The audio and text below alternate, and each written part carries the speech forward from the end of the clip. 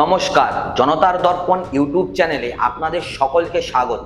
বর্তমানে বাংলার রাজনীতির ময়দান এক অদ্ভুত সন্ধিক্ষণে কিন্তু দাঁড়িয়ে রয়েছে।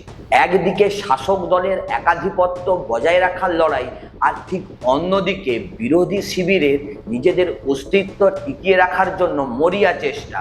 কিন্তু এই সব কিছুর মাঝখানে একটা শব্দ উঠে আসছে, সেটা হচ্ছে বামাচরণ। কথাটা শুনতে একটু খটকা লাগলেও এর ভেতরে রয়েছে একটা গভীর রাজনৈতিক অঙ্ক। আজ আমরা বিশ্লেষণ করব কেন মুখ্যমন্ত্রী মমতা বন্দ্যোপাধ্যায় বারবার বলছেন যাহাই বাম তাহাই রাম, এবং কেনই বা বিরোধী দলনেতা শুভেন্দু অধিকারীর গলায় শোনা যাচ্ছে বাম ভোট পাওয়ার একটা মরিয়া আকুতি। সবার প্রথমে আসি বামাচরণ এই তত্ত্বের জন্ম এবং প্রেক্ষাপটে নিয়ে। মমতা বন্দ্যোপাধ্যায় কিন্তু রাজনীতির ময়দানে অত্যন্ত চতুর খেলোয়াড়, এ বিষয়ে কোনো সন্দেহ কিন্তু নেই। তিনি লক্ষ্য করেছেন বিরোধী ভোট যখনই একজোট হয় তখনও কিন্তু শাসক দলের গদি টলমল করে। গত কয়েকদিনের জনসভা থেকে তিনি বারবার সতর্ক করেছেন বামেদের একটি অংশ তলে তলে নাকি বিজেপিকে সাহায্য করছে।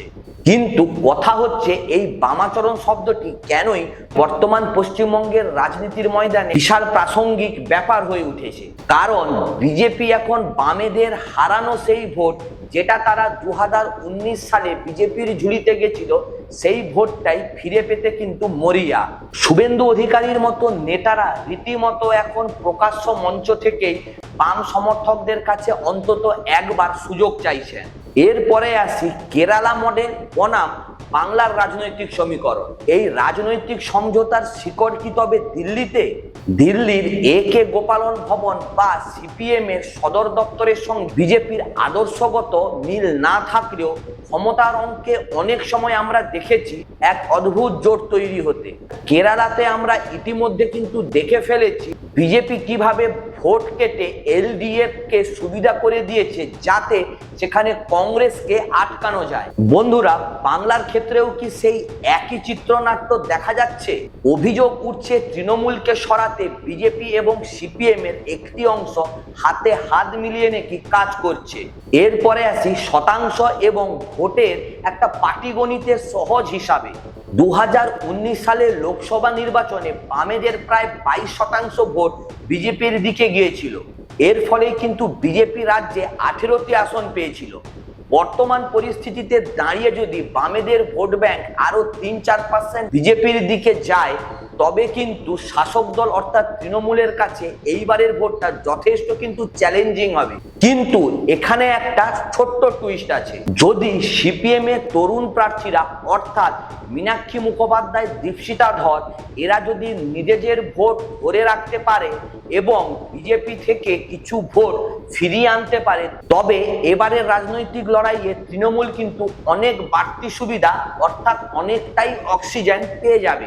এরপরে আসি সমঝোতা নাকি অন্য কিছু। এরপরে যদি আমরা প্রার্থী তালিকার দিকে একটু নজর দেই, তাহলে দেখতে পাবো যে প্রায় 50টি আসনে বিজেপি এমন কিছু প্রার্থী দিয়েছে যাদের রাজনৈতিক ওজন বেশ অনেকটাই হালকা। বিশেষ করে যেখানে বাম প্রার্থীরা যথেষ্ট শক্তিশালী, সেখানে বিজেপির এই দুর্বল প্রার্থী দেওয়াটা কিন্তু অনেকের মনে প্রশ্ন জাগাচ্ছে। উদাহরণস্বরূপ উত্তরপাড়া বা দমদমের আসনগুলোতে এই ছবিটা কিন্তু একেবারেই স্পষ্ট, এবং প্রশ্ন উঠছে যে বিজেপি কি তবে বামেদের কিছুটা আসন ছেড়ে দিয়ে তৃণমূলের ভোট ব্যাংক কাটতে চাইছে?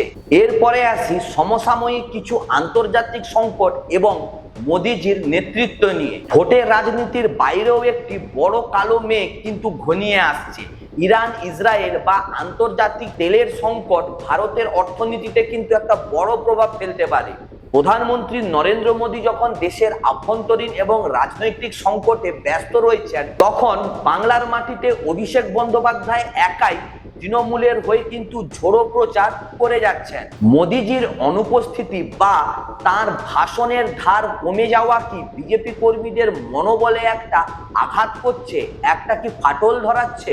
এইবারের অর্থাৎ 2026 পশ্চিম বাংলার বিধানসভা নির্বাচনে বাম ভোট কিন্তু এখন একটা বড় কিং মেকার। বিজেপি যদি সেই ভোট টানতে পারে তবে লড়াই হবে একেবারে সেয়ানে সেয়ানে। আর যদি বামেরা তাদের নিজস্ব ভোট ব্যাংক ধরে রাখতে পারে তবে সেটা কিন্তু শাসক দলের জন্য হবে একটা বিশাল সুবিধা। শেষ পর্যন্ত এই বামাচরণ নীতি কার ভাগ্যে শিখে ছিঁড়বে তা কিন্তু একদম সময় বলবে, অর্থাৎ 4 মে কথা বলবে। তবে এটা স্পষ্ট যে আদর্শের চেয়েও এখন বড় হয়ে দাঁড়িয়েছে ক্ষমতার রাজনীতি। এই বামাচরণ নীতি অর্থাৎ বামেদের ভোট যদি বিজেপিতে যায় অথবা বিজেপির ভোট থেকে যদি বামেদের কাছে কিছু ভোট চলে আসে তাহলে রাজনৈতিক অঙ্কটা ঠিক কিরকম হবে, এই বিষয় নিয়ে আপনাদের মতামত আমার কমেন্ট সেকশনে অবশ্যই বলে যান। দেখা হচ্ছে পরের ভিডিওতে।